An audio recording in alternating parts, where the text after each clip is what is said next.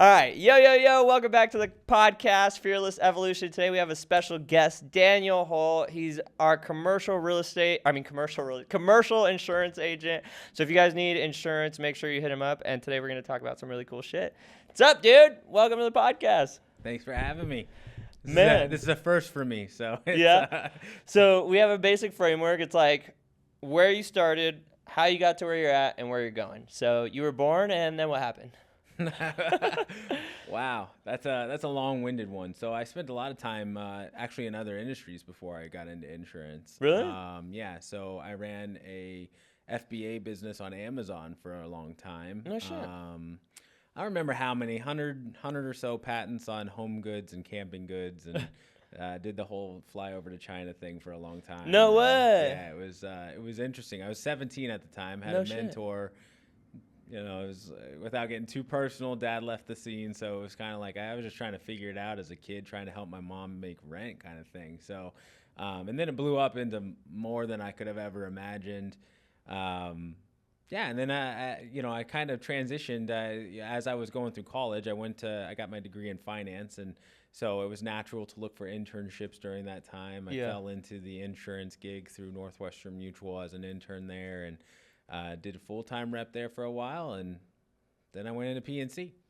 State Farm, I did 5 years at State Farm. I've been independent for 9 years now. So you've been in the insurance game for 15 years? Yeah. Dude, and you were doing the FBA thing like way back then before that? Yeah, sometimes I actually regret leaving it. Yeah, I'm like, I don't know. I've heard it's pretty competitive. I still stay in contact with a lot of guys that are still playing that game, and it's pretty competitive now. I mean, it's blown up. Whenever I got into it, eBay and Amazon were like a new thing. It was, and I know that's hard to think, and I hope I don't date myself too much there, but it was still new. Yeah. It was still, new to everything. So it was probably easier. Yeah. Easier, but new. So everyone was trying to figure it out. So what's been like your biggest challenge in like insurance, like commercial insurance, right? That's like kind of what you specialize. You do everything or just mostly? I try to stay in my own lane, Yeah. So, we do personal lines and commercial lines, but typically for the business owners that we're actually working with. So, Yeah. a lot of times we'll start with business relationships, and then it'll evolve into, hey, do you do auto and home and things of that nature? And we'll take on those challenges. Because of my time at State Farm, I have a lot of experience in personal lines. Yeah. It's just not what I like working with business owners. That's the ultimate goal into my atmosphere, I guess, is the business owners have something to protect. They normally have a really cool backstory. Yeah. Like I love learning about what their business is doing and feeling like maybe I'm a small part of that in their journey. And so it's really about the business owners. But yeah, we have partners for health insurance benefits. We have payroll partners, things of that nature. So we have ways to help kind of comprehensively help someone, but my lane has always been the risk management side of things and helping businesses protect themselves. Yeah. And I mean, it's a different type of person, right? For sure. Like the business owner versus like the regular, home auto.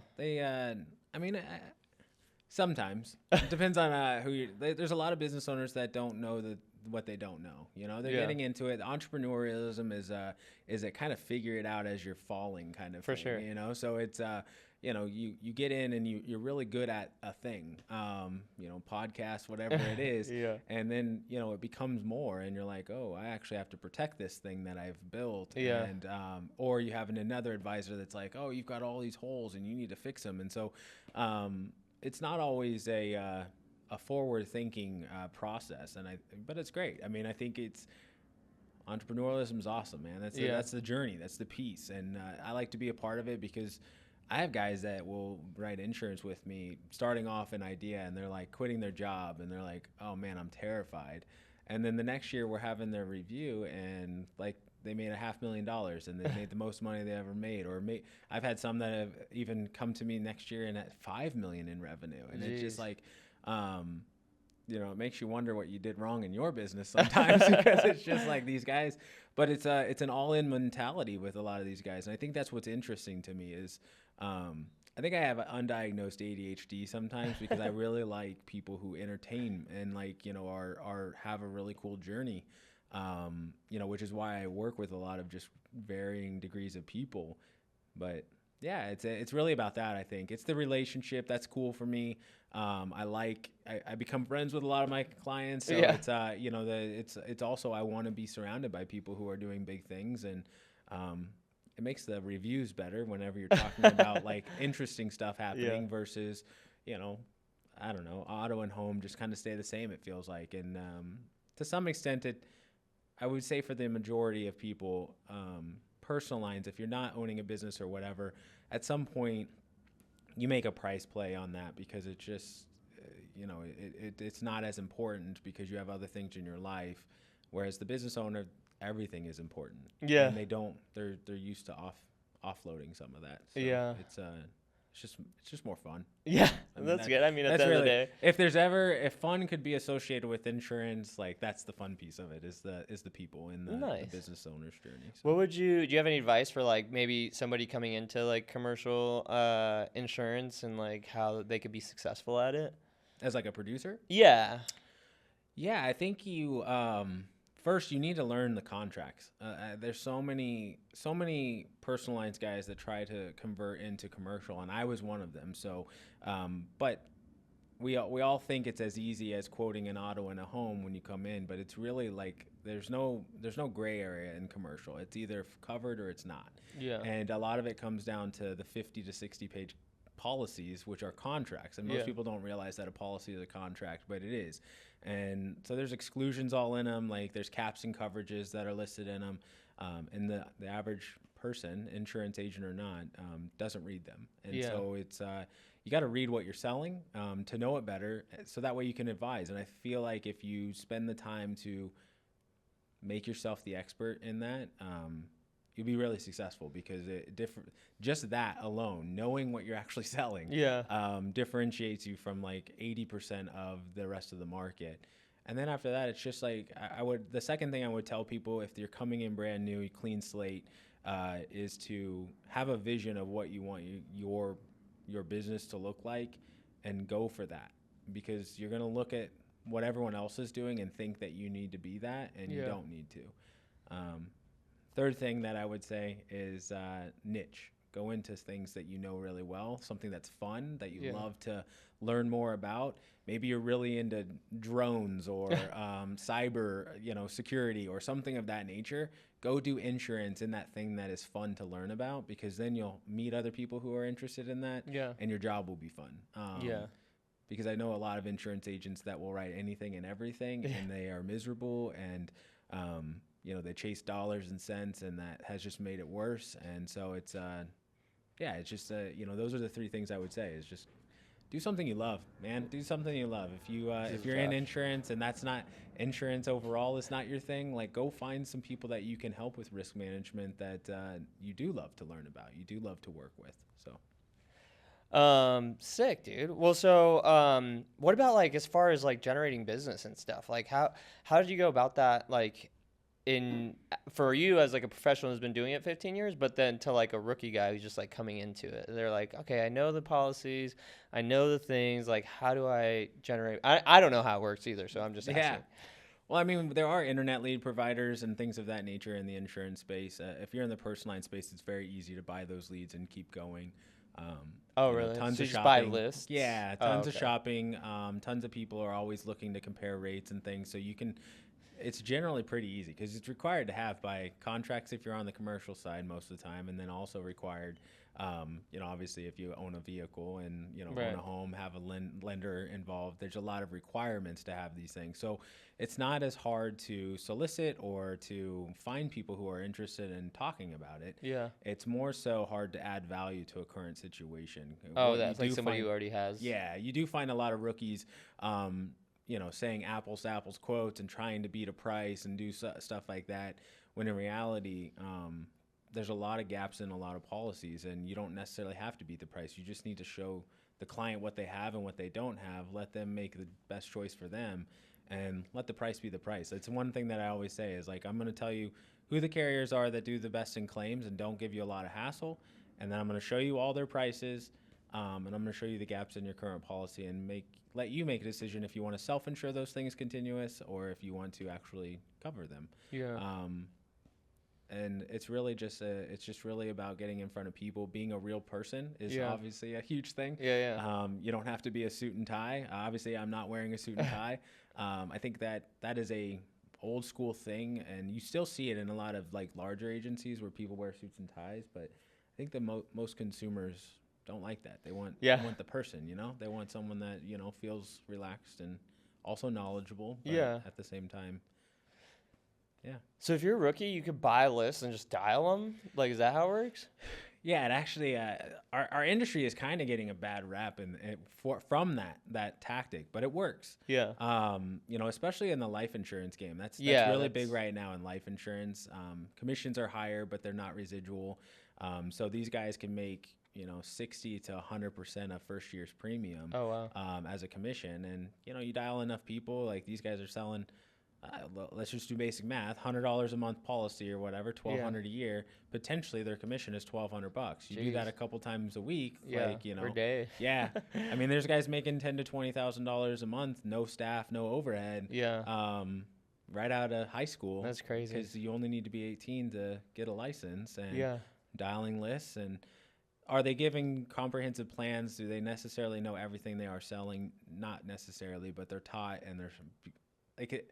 Everyone starts there, though. Yeah. Like, I mean, no one starts as like the person who knows everything. And Yeah, so while a lot of us guys that are 15 years in, it's very easy to be like, these guys are schmucks. They're Yeah. doing Yeah. it wrong. Yeah. We were all the schmuck at one point. Yeah, yeah. Because we didn't know. We were taught by someone we thought was like a mentor and Yeah. advisor. They taught us how to do these things. And we've evolved our strategy and like what we feel is valuable to the client over time. And so Yeah. while it's easy to be negative about that, I commend those guys at 18 coming into an industry where most people don't want to be because, Yeah. and doing things at big. I mean, I follow this kid that's in Chicago that's only like The Marciello guy Yeah, or whatever. yeah, Yeah, so dude, you he's been know. going crazy viral, Yeah. but he's funny. Yeah. Yeah. And I mean, that's sales, dude. I did door-to-door sales. So like Yeah. I get the vibes. Like, it's the same thing. Yeah, I mean, as long as someone knows what they're buying, like that's the biggest thing, and especially in a regulated industry. So I commend him for one doing it different. Like social media is becoming huge Yeah. for the insurance agent, but it's also fun. Yeah, He's yeah. not boring insurance. Yeah. He's like dancing and like Yeah. shirtless with a Yeah, suit yeah. jacket on, whatever Yeah. he's doing. And I also see like videos. He like literally just goes to the mall and like talks to people. Like Yeah, I that's just saw those hardcore. recently. Like, Yeah. dude, that's like belly to belly sales. Like Yeah. you're gonna get results that way. Yeah. Like like He's not afraid of rejection, Yeah. which is the hardest part to teach someone in sales. But it can be a very rewarding. There's something out there that's like insurance has created the most millionaires in the nation or something like that. I mean, life insurance. Yeah, I mean Yeah. it's one of the oldest like financial tools like in our modern society. So Yeah. like even in the Napoleon Hill books, like he's talking about how like they're making millionaires in those days, and that was written in like the 30s or whatever. So it's Yeah. like it's been around for a long time.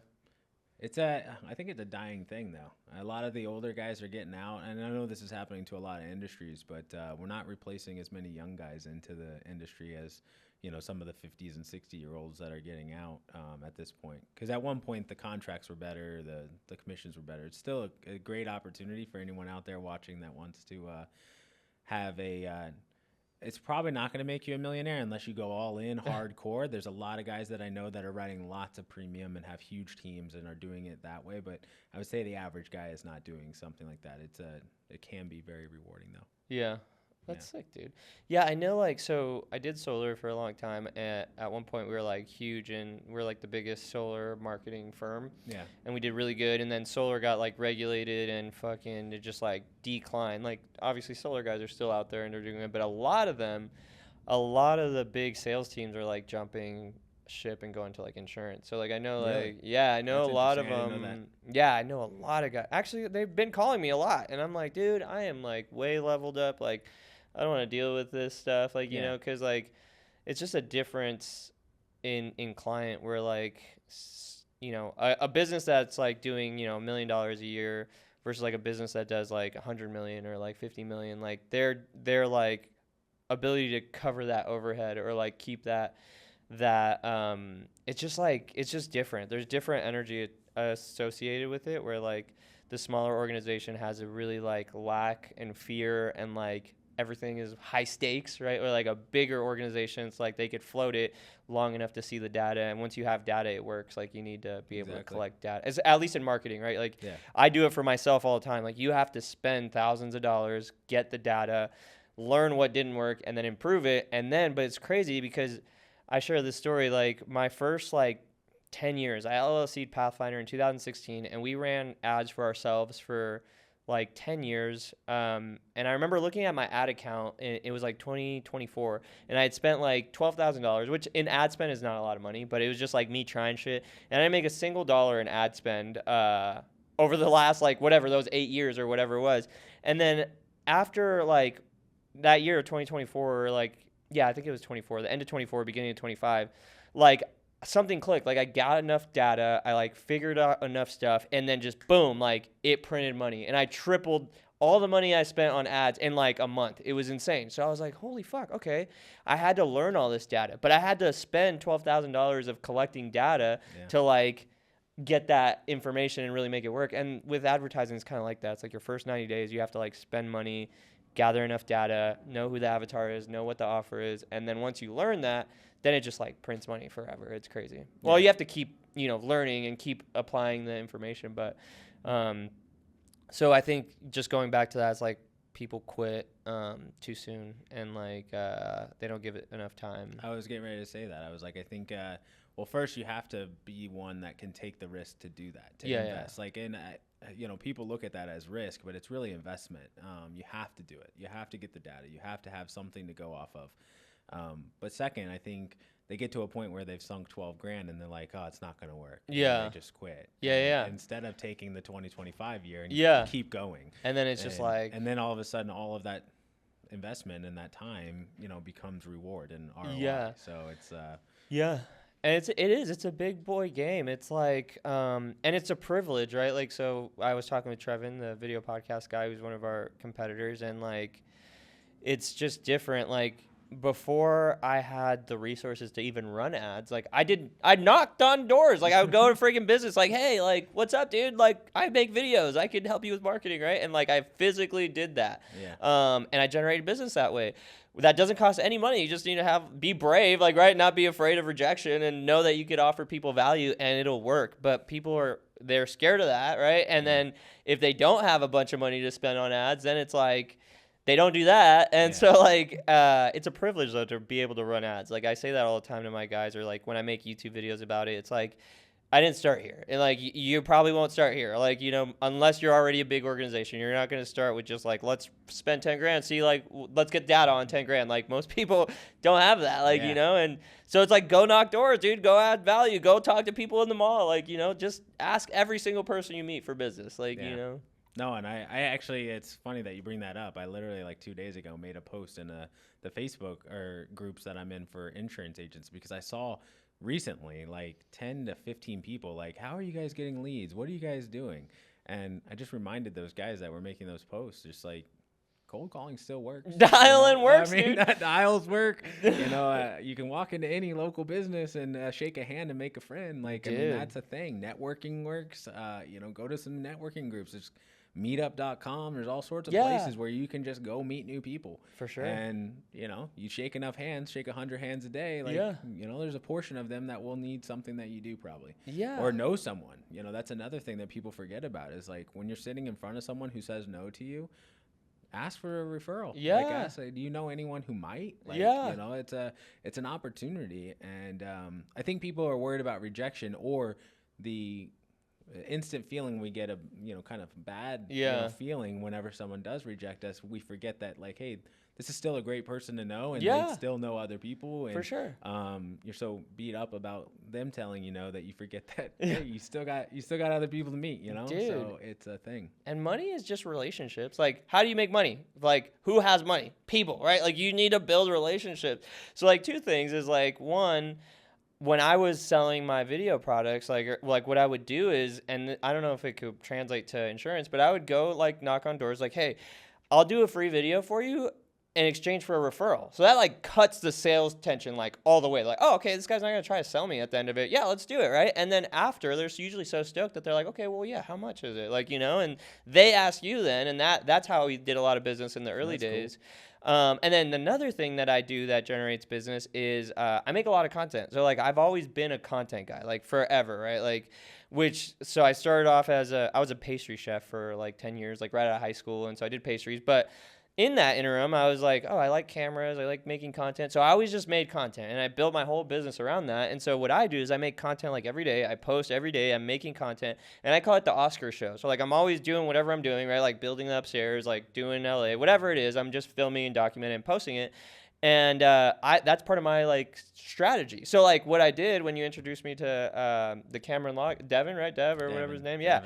So I saw his email. So I went on Instagram. I found him, like I added him, and then now he follows me. So now he's tuned into the Oscar show. So now when people tune into the Oscar show, it's just a matter of time. Like they see, they're like, oh, this is what he does. This guy's like legit. And then it like warms up the lead. So then eventually, like when if you're doing insurance, like the Marciello guy or whatever, like people will know, like, oh, he's doing insurance. Like, let me call him for the business, So like I always use that. Like social media has been a huge tool in building like our entire organization. It's like, well, and that's what we sell too. Is like content for the social media, but so yeah, utilize and leverage social media. It's a huge resource. Well, yeah, I mean, I think if you look at any sales book or any sales, guide, they always tell you to spend a portion of your time of the conversation building rapport. For sure. Well, social media is the rapport now. Exactly. Like, we're a little bit more cautious as consumers because we have access to more knowledge. And so the social media builds that rapport and trust before the first conversation even happens. So, for sure. Typically. And so, yeah, I do think there's a huge...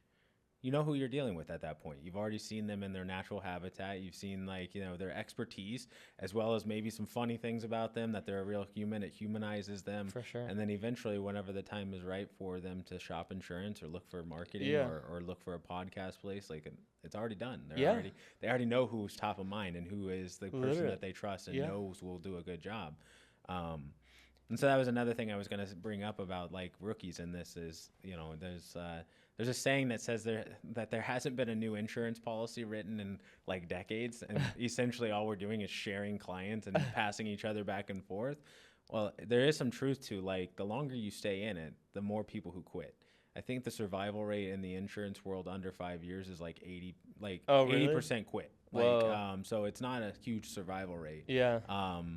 So if you can stay in it and like there's someone quitting and their clients are going to need a new agent. It's kind of like how disciplined and how gritty can you get for the first 5 years and really bring yourself through. So I mean, and that's how we met, right? Like you just inherited my policy or whatever, and then we're friends. Yeah, I mean, I think my old agency wrote it, and then like I inherited it that way. But yeah, it was. I mean, my assistant at the time probably wrote the policy originally. Oh, okay. But yeah, it's just part of the gig. I mean, people retire, people leave, people want to change careers. Some people fail. Yeah.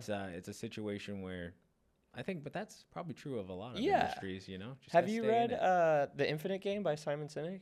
No. So I love Simon Sinek though. Yeah, it's just one of his books, and like the premise of it is like whoever wins is who stays the longest. Like, it's not about like, and he like defines like the infinite game and a finite game. Like, so a finite game is like a football game. There's 4 quarters. At the end of the time, it's end and it's concluded, right? The infinite game is just who could stay alive the longest in business, right? And so like, or in anything, but he's referring to business. Like, whoever stays along the longest is gonna live or is gonna win. You know, so like, that's just basically what you're saying. I believe that too. Yeah. I mean, the younger version of me did not realize it, but like, as I've been in it 15 years, it's like, yeah. I mean, I've seen people who had nice stints and then just went away, and it's like, oh well.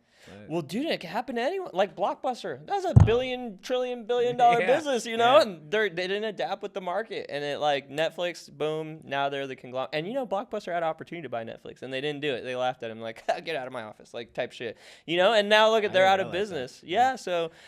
So like that just Someone reminds me paid the price for that. Yeah, for real, like big time. It's probably ego, but like someone had mentioned, I did a podcast like a few days ago, and they were like, "Are you concerned about like because we're opening up all these spots, like concerned like if the market changes?" And like the market will change. Like the market always changes, but we're like so tapped in, and then you have to like see the trends as they're coming, right? Like you see a decline in business, you make a pivot. Like you always have to pivot. Like we pivoted into this, like we didn't think. And then in 2020, when our video business was slow, like we did eBay. Like, you know, we did 120 grand in eBay. Like just because we're like, all right, well, fuck, we don't have anything to do. I know a merchant guy. Like, let's do it. Like, you know, we ran it up. So the market is always going to shift, and like the market really determines what they're going to buy. So you just have to always serve the market, really. Like, you know, not in like a ego way or whatever. It's just like we're in business to be of service. Like you have to remember that like service is like what wins. So you just serve the market, give them what they need.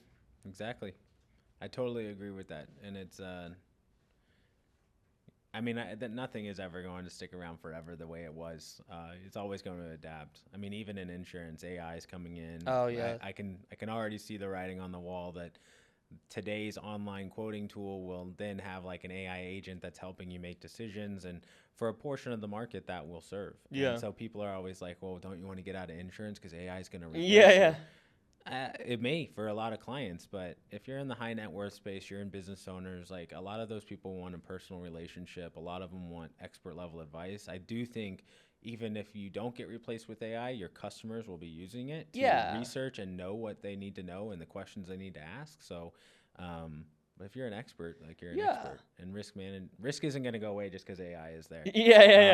You know, so there's always going to be a need, but you just might be delivering in a different place. Maybe the agent of the future is not selling an insurance policy anymore. They're just giving you advice, kind of like a financial planner. Yeah. There's financial planners that just give you the strategy or the platform. Yeah. And then you go buy your life insurance and your other stuff from someone else. Like they're just the CFP designation. They just give you the plan, and then the products you go figure it out, you know? So, I mean, maybe that's the way of the future, or maybe it stays the same. But whenever I got into this 10 years ago, they were talking about how the direct to carrier, like your Geico's, your Progressives, the online quoting tools, we're going to replace all the agents. Yeah. And here we are 10 years later. Yeah. They're there, and they're still, they do take a portion of the market, but there's still a lot of people that are like, well, if I have a claim, I don't want to figure that out on my own. I need someone. Yeah. So we'll see. We'll see what happens on my industry, but yeah, adapting. Every entrepreneur in the world is going to have to adapt, and sometimes that means shutting down one idea and opening up another. Yeah. It just is what it is. For sure. And I think AI is a tool, right? Like it's a tool to service people better. Like I get that all the time. Like, oh, the AI video, like you're gonna go out of business. I'm like, dude, we could use it to help people, and like it will cut our editing time and stuff. But yeah, like everyone's gonna need advice, and like, you know, I don't have a fear of anything. Like I know we could adapt and change and be of service and add value. Like, well, it's cyclical.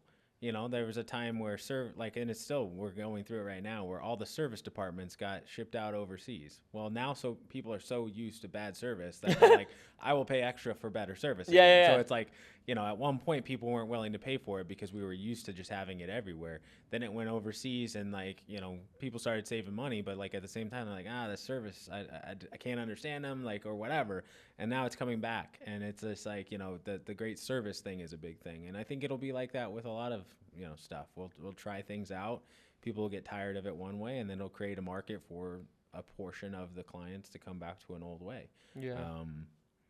It's just, like you said, adaptability, serve where you need to serve. Dude, the key to power is service. Like, you just be of service, dude. And you know what? Like, the podcast studios taught me a huge lesson. It's like we went from, you know, dealing with 10 high-paying clients a year to now we do like 100, 150 a month, like clients that don't pay a lot. And, you know, sometimes my ego or vanity like gets in my way, like, oh, dude, screw that guy. Like, he paid $99. But, like, that's not the key. Is like if you give like undoubtedly, like you give them so much value, it's like whatever little hiccups, like it's not that like the universe will pay you back. Like, you know what I mean? You just give them so much value, give them top tier, like A+ service, like they come back. Our whole marketing is like the $99 attraction offer. But like what we pay in staff, what we pay in media buying, we lose money a lot of the time on that to get them in the door. But like their experience is so incredible that they always come back. And so our entire business model is built on like giving such great service,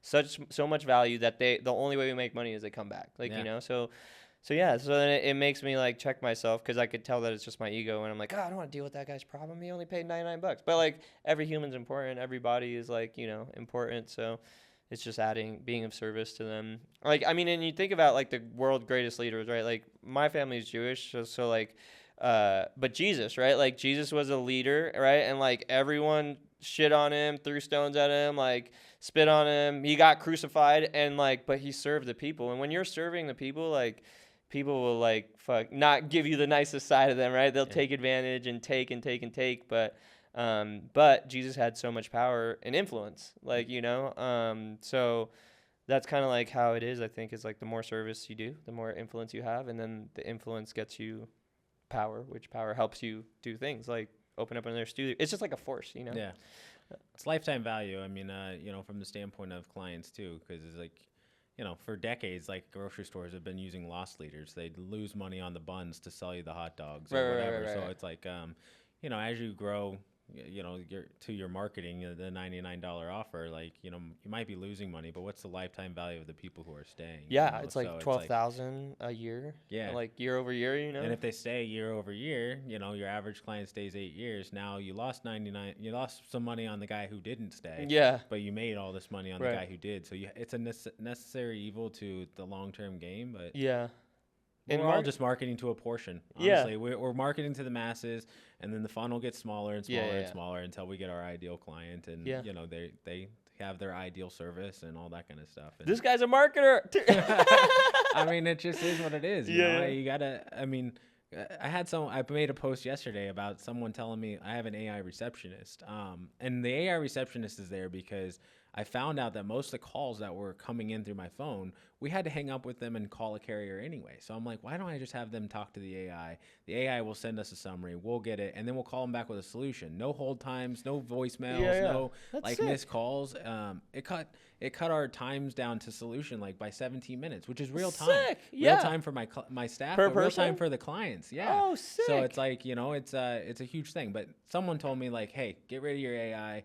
People hate it, like all this stuff. I'm like, well, maybe some do. Yeah. But it's the first opt-in or opt-out that a client gets. Yeah. They can call me and say, I hate AI. I'm not working with this agency. Yeah. Or but my clients are all like, once you talk to the AI, we get notice of it, and a human calls you right away. It's not like we're trying to get rid of the human interaction. We're just trying to speed up the process. Right, and it's a tool to make it better, be a better service.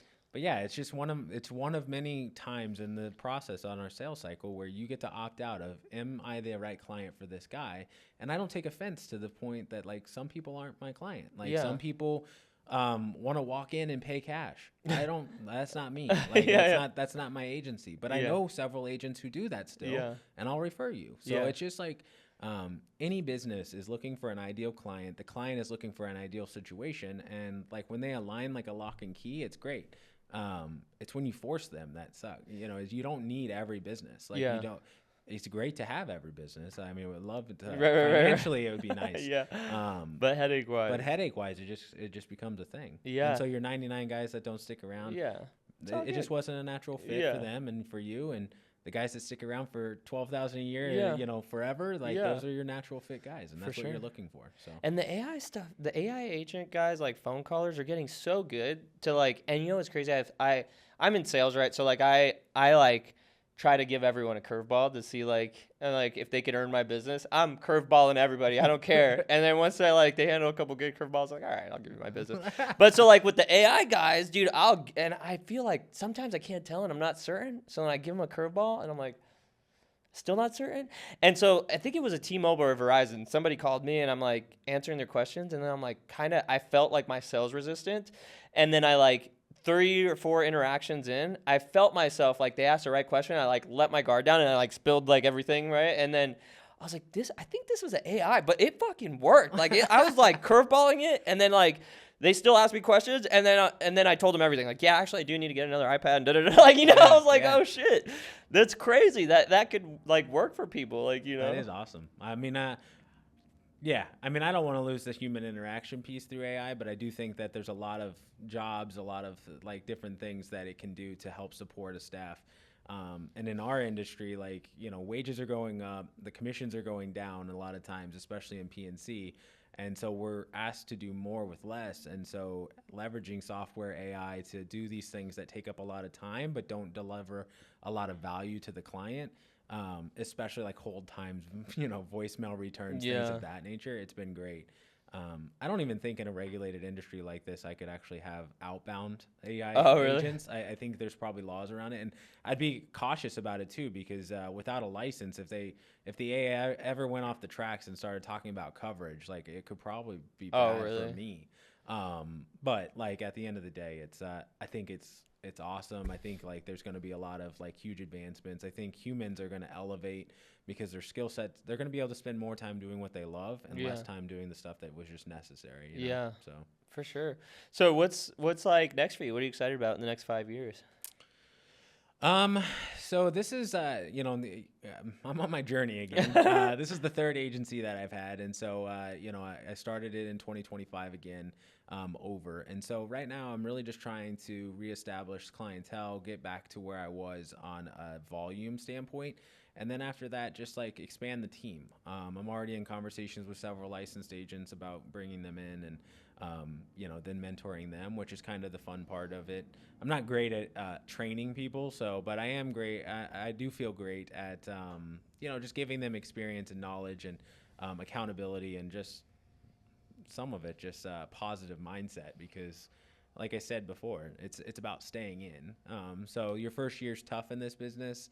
If you can make it past your first year and have a positive mindset and you financially make it and all that kind of stuff, you're probably going to be what they call a lifer. But yeah, it's just I'm excited about the growth of the agency, the spending more time with my family again, and things of that nature. Things that when you're first in business, or when I was first in business at least, I was just so worried about making money. I'm a young kid.